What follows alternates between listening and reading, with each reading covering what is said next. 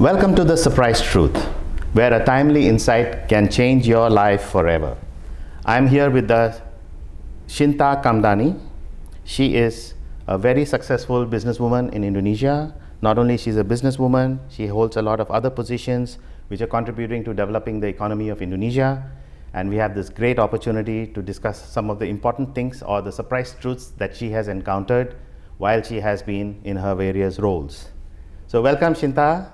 Thank you for joining The Surprise Truth. Thank you, Sachin. Good to be here. Thank you. And so I'd like to actually go into something that you have done, which is an outstanding achievement, which is you were the chair of the B20 when Indonesia was the host of the G20 2 years ago. And I think that is a role that has had a lot of visibility among the 20 countries.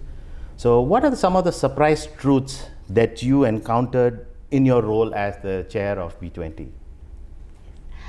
So I think B20 was an amazing experience. I guess I would never imagine it would be in that scale, right? I mean, I've been active in B20 for quite some time, number of years.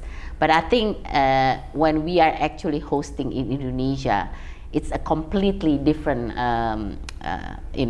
way of than just being part of it or as a guest or participant, speakers, whatever, right? So I think the journey started really when we got from Italy. Of course, I was handed over from Italy, and then we have to really shape how Indonesia hosting the G20 and how the business in the B20 be part of this whole scheme.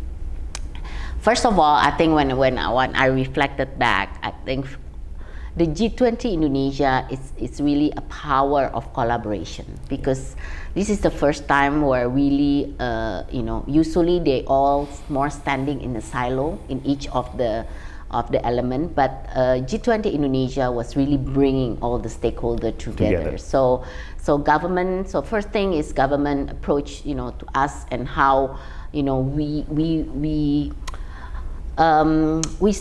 shape the vision.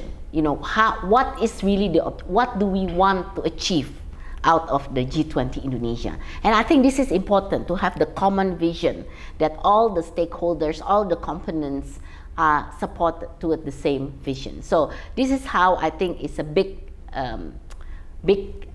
element that was perhaps not in many other G20 in the past. Okay.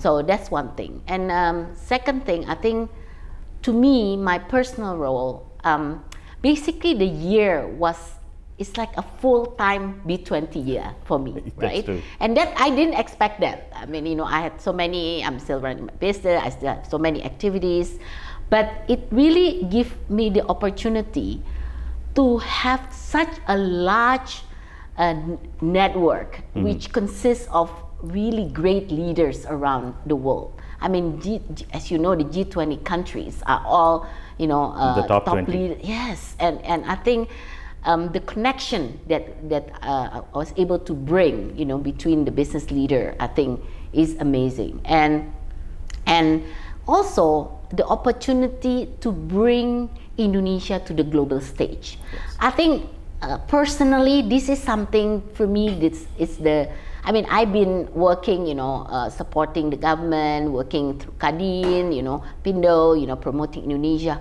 But the scale that we had to do, with the roadshows and so forth, of really bringing Indonesia to the global stage is a completely different experience. And I think amazing also to see the opportunities that we could bring on the pipeline, because we wanted a B20 with result, not just about discussion of policy recommendation, but about some concrete results as well. And this is something that we are able to tweak that particular time for Indonesia.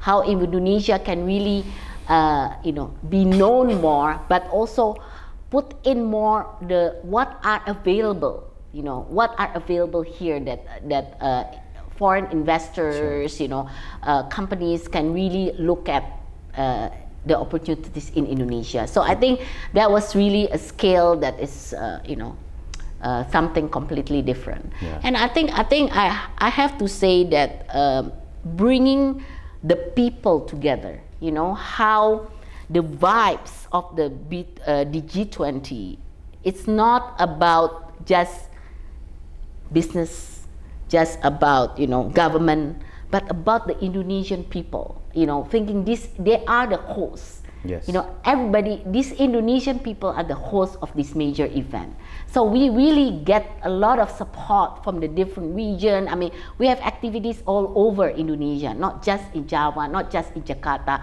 So this is the time where you can really see the excitement. And showcase Indonesia. Yeah, showcase it, but also the excitement of the people to bring in. So, so I think I would say, you know, as I think the first woman, Asian woman that's able to bring, you know, B20 to this level. I mean, I'm so, you know, I'm so honored to being able to be given this opportunity. And I think this is an opportunity of lifetime that I think it will never, you know, I will never forget. And I think it really was able to bring me in a completely different paradigm, and also in the international level.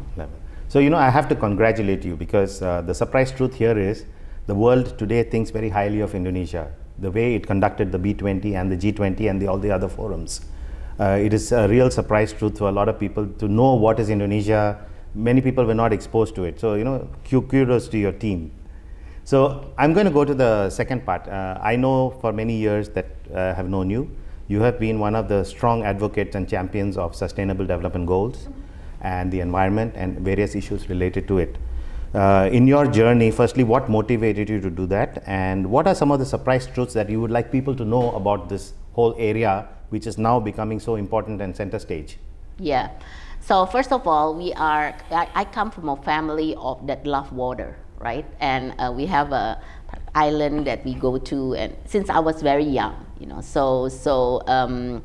we love water activities. We love the marine, and that's how my first exposure to what we call the environment is more through the water, you know, through sea, water, you know. Of course, then comes many, you know, when we look at the marine conservation and things like that, you know, it really brings a completely different view of how the world is, right? And I started actually my first exposure also to a conservation organization was WWF. I started very young. I think I was the first board member in WWF in my early 30 at that time. Okay.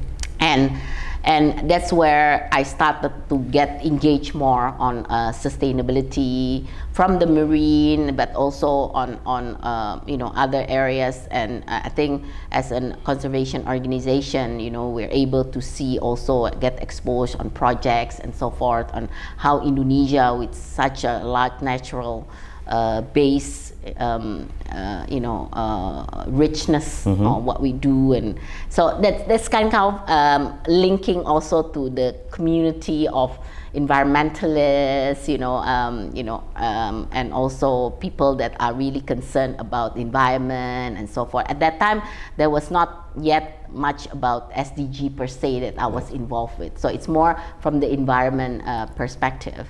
And I think actually I mean, Indonesia has always looked at this subject for a long time, but I think it's more the NGOs, you know, people that are more in that level. Yeah, that's I think it was the time that I remember during the SBY, the President SBY time, when we talk about Sustainable Development Goals. So it was moving from MDG to SDG at that time.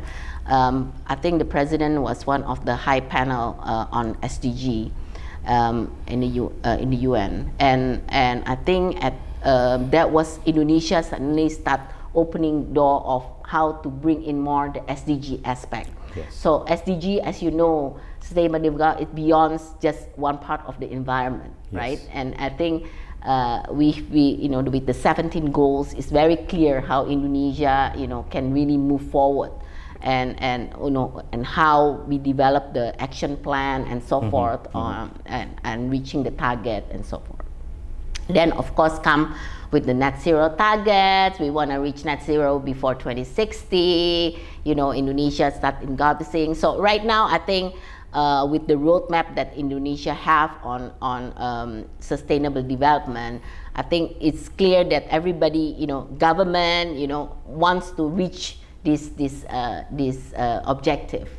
But I think the role that we need to play, I mean, when we talk about sustainability, is a very large fast that we have to unlock, right? So first of all, I think we need to be clear in our roadmap. What are the areas of sustainability today that we want to basically unleash, and that it's like the quick wins that we want to put in. So we started, I think the first is with the roadmap of sustainability, right? For us, for business. I think in many times what the government wants to achieve with their NDC and so forth has to be converted in how business will support to achieving that target, because government can't achieve it alone, right? It has to be supported by the business, and this is why we start developing also the pillar. Of course, we have the follow energy, we have the industry, you know, we have the waste. We have so we in each of the area we start developing on how actually. If you want to reduce the GHG, how do you kind of capture in terms of the measurement, right? Yeah. Then we start developing the programs. For example, you know, we have 7 areas that we are now focusing on the nature-based solutions. We have the energy transition, and you know, we want to retire coal early. Indonesia has so much opportunities on renewable. We want to accelerate renewable, but of course the mechanism is not easy to basically doing this energy transition.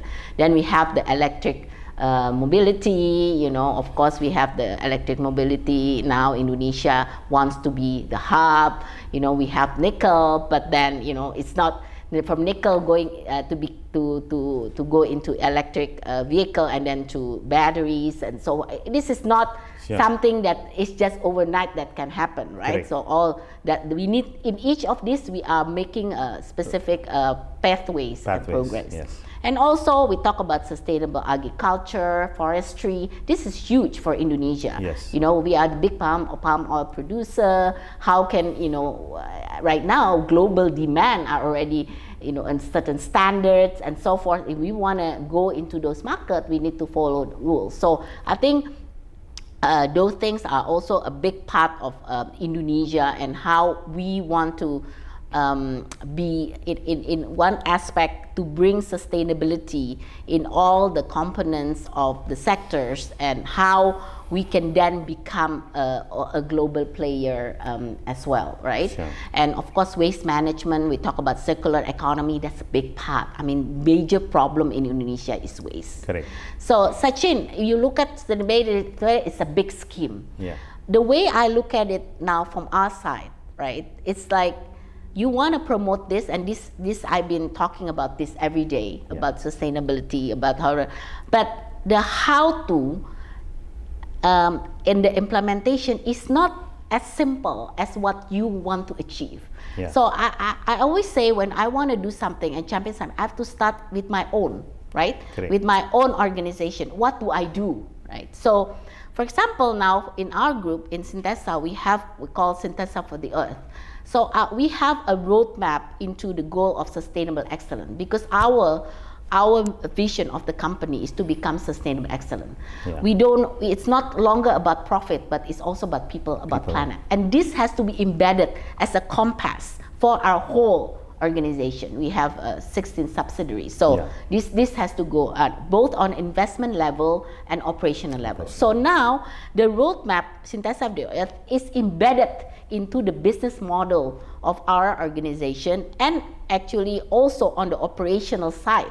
For example, we have specific SDG target, SDG goals that we go into the operation. Even the simplest as number 5, the gender equality, which is something that I'm very much promoting. Yes. How do we put gender equality in the workplace? That's part of the whole SDG in general. So when we talk about sustainability, this is a whole lot, right? It's not just about saving the environment where Correct. people are looking at. It's much beyond, how we can really have a more sustainable future is to embed a lot of this area on the SDG goal into what we do in our business. And I think the concept of CSR is no longer there. It's an old Let's concept. not talk about CSR, Yes. right? It's an old concept. We need to embed this into our business model. I think that's the key of the element, how businesses can move forward. Yeah. So you mentioned actually gender equality is one of the areas that you have been championing. And I think this is a very important developing story from an ASEAN context. So if you look at the empowering the gender balance across the ASEAN region, what would be some of the ideas that you have that you would like to propagate? Yeah, so I started actually entrepreneurship also very early. So if you get, but what are some areas I champion? Sustainability is one, but the second is entrepreneurship. Yes. So when I started entrepreneur, actually the trigger was a very big story. What happened in Indonesia for '98. Yes. Because at the time Indonesia was facing a May riot in '98, and we know what happened. It was a tragedy. But one aspect that not many people know is also it's impacted a lot of the businesses. A lot of the SMEs are all collapsing. Yeah. Right. So Completely. they have to be relived again, right? How to rebuild their businesses. So that's how I first started. Actually get engaged with entrepreneurship and helping the SMEs to grow again. So I started my first microfinance movement there, Okay. working with many of the businesses that collapsed during the May riot. And then I started with the a small. It's not a formal bank, but I bring entrepreneurs, friends of entrepreneurs, to really support on how to rebuild the business. Not just providing access to capital, but also putting capacity building, having mentoring and so forth for these businesses. So I started in that. That's really the trigger how I get involved. Yeah. Then I see that actually the big issue, microfinancing at that time, people are starting to look at more. But I think to get the volume, you have also the big organization that does microfinancing per se. So I then moved to look at what's really missing. Yeah. It's the missing middle, right? So the missing middle here is the growing of this mid-size. And this is how I start working also with the startups community. And why women? Because when I first started the first angel investment network in Indonesia, we were the first one. Yeah. At that time, I realized that the access to funding was very, very important, because a lot of times the formal banks and so forth does not provide. It's not easy to get the access to those funding, right? So this is how we start the concept of angel investing, and then I then want to trick the first model, which is what we call the women fund. That's how I started the women fund, bringing the women entrepreneurs, successful women together, putting it in a fund, and then we invest in startups. In startup that is created by women. That's how we started the women fund. So it's woman to woman, basically. That is what we create. Then of course now it's developing much bigger beyond women only. But I think that when we talk about entrepreneurship, this is something that is really key driver for Indonesian growth. Sachin, when we look at Indonesia today, right? The biggest concern that I'm having is the creation of jobs, right? Very true. Creation of job. We have a bonus demography. We have 250 million people. We have a bonus demography, but only lasts another 10 years. That's right? true. But if you look at today, the absorption of job is much less than years before. So we already did the analysis that when we talk about the investment that comes into Indonesia, we have shifted from labor intensive to capital intensive. So the last 9 years, every trillion rupiah investment comes in, it reduced the absorption of job is about 1/4. So today is only 1,000 something. 9 years ago was 4,000 something, every 1 trillion. So it reduced significantly. And we have new 33 million that we need to going to the market every year. So what's going to happen to these people? Yeah. There's not going to be enough job in the industry. True. On top of that, we have a problem with the link and match, because right now, what is already coming in to the from the education cannot be absorbed the industry. On top of that, now we have a problem with the job itself, right? Yeah. With automatization, digitalization, and so forth. Also, we have more low-skilled labor, and what's needed is reskill. Reskill Right? and upskill. So you need the higher skill, and this is going to be the future of jobs. So we need to reskill, upskill, and so forth. And this is really the key. That it's not important. It's not sufficient that we look at only from the industry, but we need to look at how we can develop more entrepreneurs. And this is why I've been very much pushing on the SMEs development, which is 97% of our backbone of our economy. That's so true. not just the startups, but the whole SME that we need to look Ecosystem. at. Yeah. And when we look at the SMEs, the problem is right now is also how SME can grow. Naik kelas we call it. Yeah. Right?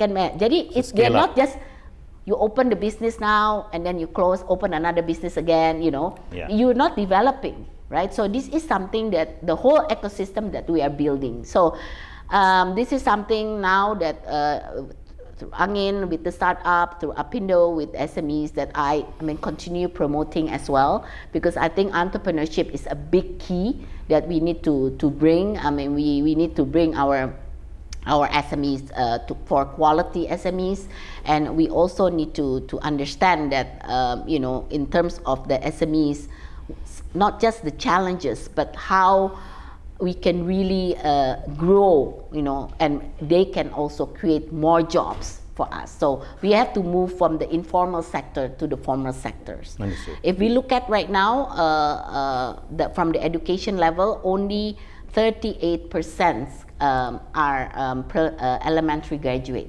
Yes. When we talk about what we call middle and high school, middle school and high school, only about 19%. So it's small.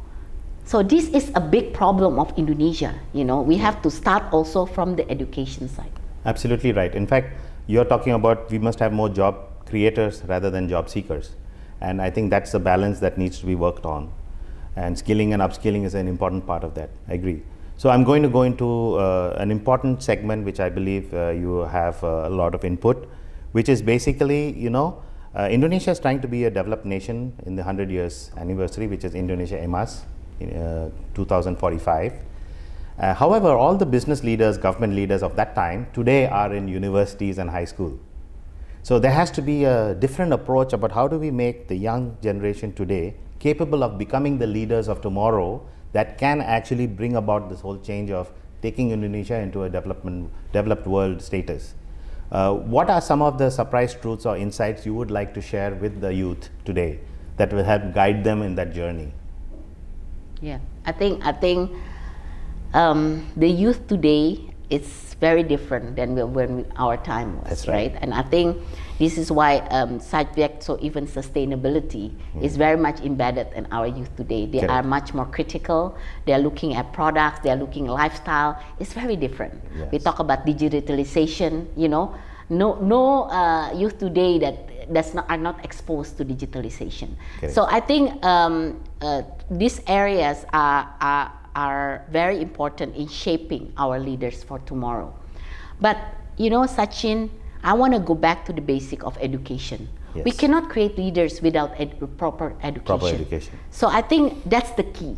That is how we can have the foundation right and then create those leaders, right? Okay. So Indonesia, when we look at in terms of the population, there's still a very big gap. You know, I mean, this is why I mentioned the numbers of how many are actually educated. This is the gap that we need to address, right? Because if not, then you will always have this big you know, between who can have this opportunities and who will still just remain here. 68% of Indonesia are still malnutrition. How you can create Indonesian leaders if you have 68% of malnutrition? Yes. So some of this basic has to be addressed first before we even can go to the next step. And then the sustainability, digitalization aspect, this is something that we have to build for Indonesia. But I think we need to get the basic right. So this is why, of course, government cannot do it alone. This is why the public-private partnership is very important. We need to think about Indonesia Incorporated. We cannot think of just every element stand alone. Correct. This is really the key where everybody needs to come in to the picture, and how we can really develop this collaboration effort that can bring Indonesia to the next level. And I think the youth involvement is very, very important. And I think we see that our vast majority of our people are coming from, I mean, we are still a very young country in that sense, right? But again, remember, the bonus demography only lasts 10 years. Right, so we need to really be able to utilize this and not become a liability for Indonesia. So I think all the effort that's being done, this also has to. We need to also have the government to really put a lot of their resources right into the basic education of our youth. And also we talk about food. You know, food is a big thing. I mean, if we have the malnutrition, there is no way you can gonna create the, you know, the intellectual leaders for tomorrow. So I think those basic important education, food, you know, nutrition, you know, that's really healthcare. I would say. Yeah, I mean, important. Healthcare is now a whole concept of that. But I think we need to get the basic right. Okay. So, you know, if I were to summarize all the various things that you do, I can see that, you know, you are driven by various different agendas which are important to you. And I can say very clearly here that you have served the nation in your own ways, in many ways, apart from also running your business. So that's a huge story here behind your personal journey. And have there been any surprise truths in your life that made you suddenly shift course or take you to the path where you are today? Is one part of it. And where do you see yourself going next? What are the other things that you still want to do? Yeah, I think there's not enough time of the day. If you wanna, you cannot, you know, as a human, I think you will always want to do more and more, right? So that needs to, I guess, time when you have to start thinking, you know, where are you and what's you're gonna do next. But I think my journey, I think I've been very blessed, lucky to have this life opportunity so far.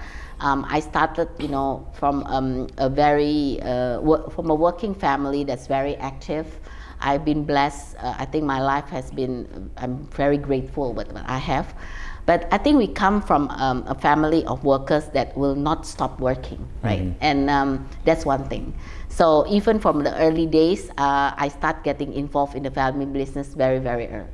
And also the fact that even if we have everything on the table, we have to work hard, we have to work disciplined, all there. I mean, there is no such things that you can take for granted. There's no such thing, and Shinta, this is for you, and then you just, nothing. So you have to work for everything you see. So I'm used to that, you know, that my family has embedded this value in my life that, you know, work.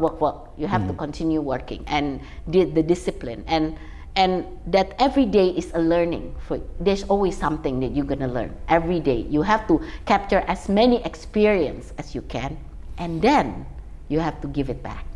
So this is, I think, the principle in my life, and how I can get as many experience, and how then I can share and make impact to others. Now, I think what is also very, very important is when we look at this is one thing is about balance of life. I really feel that's something very important that I learned very early days.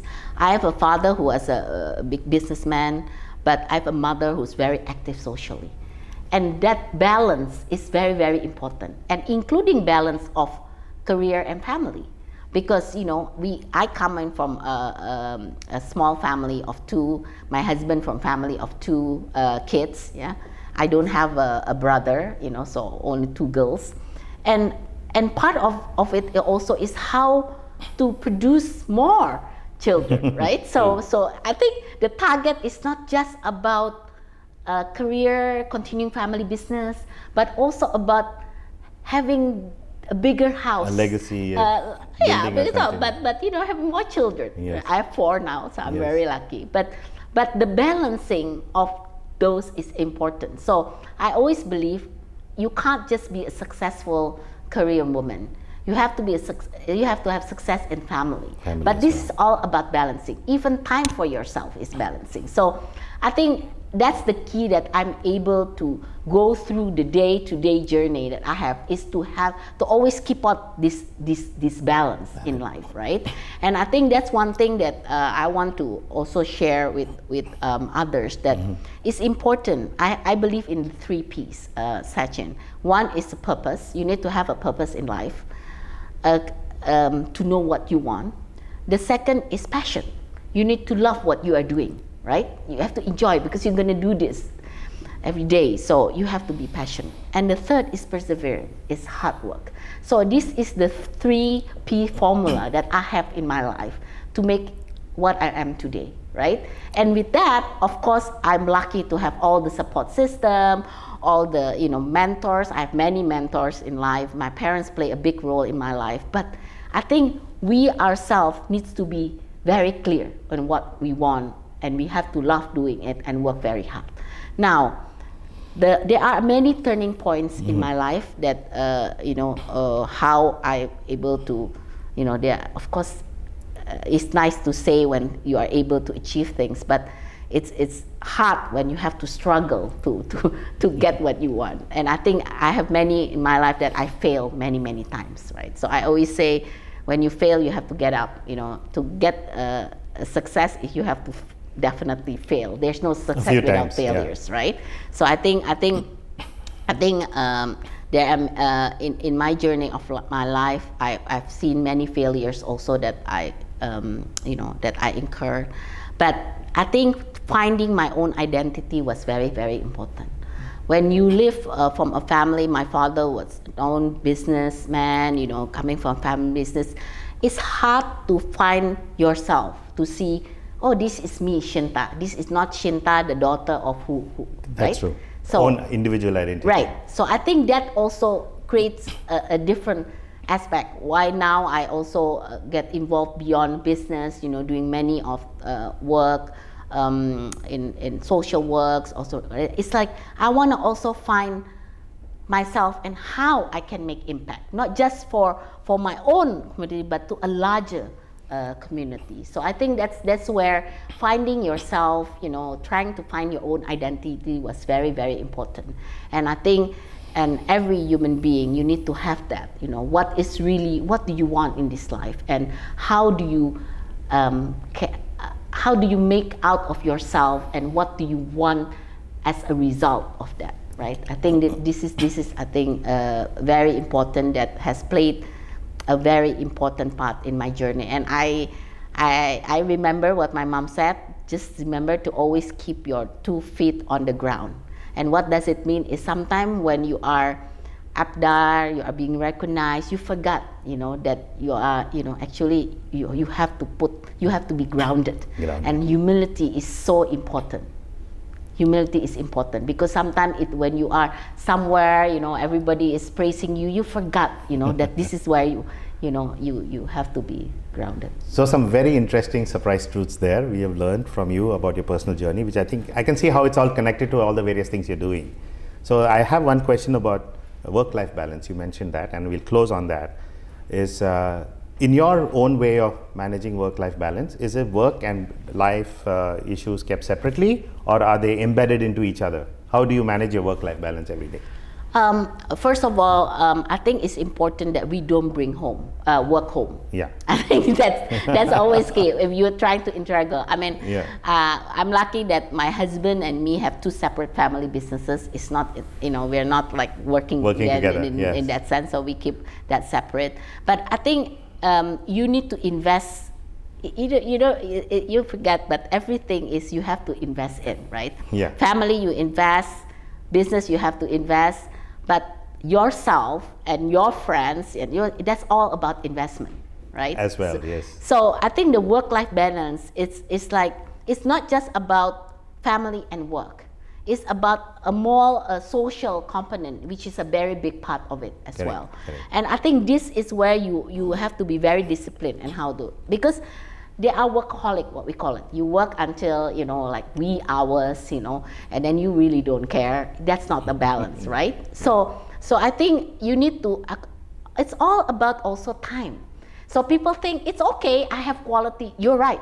Quality is more important than quantity. Correct. But without quantity at all, you cannot reach the quality, That's right? true. So I think it's important that you are very disciplined in how you put in this balance. And what's important, Sachin, is I have a husband that luckily can stop me. Because sometimes as a human being, Yes. you become so ambitious. You think you can achieve all. You can do whatever you want, right? And I think because of we live in Indonesia with all support system, it seems like everything works out well, right? Correct. But in actuality, sometimes you are overly ambitious on wanting to reach many things. So I think it's good to have also somebody who can really put a break when you are doing too much and say, hey, enough, and health check and all the things, right? This is important. So I think the check and balances is important. And at the end of the day, you want everything to be in the right order. And sometimes, up here, down here, up and down is normal, but Yeah. you try to, as much as possible, to have that balance in life. Yeah, that's fantastic, and thank you actually for this opportunity to share a lot of surprise truths that you have learned. And like you say, giving back, this is one of the ways of giving back through this program. So with that, thank you, Shinta. And to the audience, this episode of Surprise Truth has been actually very revealing and very interesting. We got a great opportunity to meet with Shinta Kamdani. Many of you know her, and we got to know her a little bit better now. And I would encourage you to keep following the Surprise Truth episodes to learn more and more about interesting people and how they can contribute a timely insight that can change your life forever. Thank you.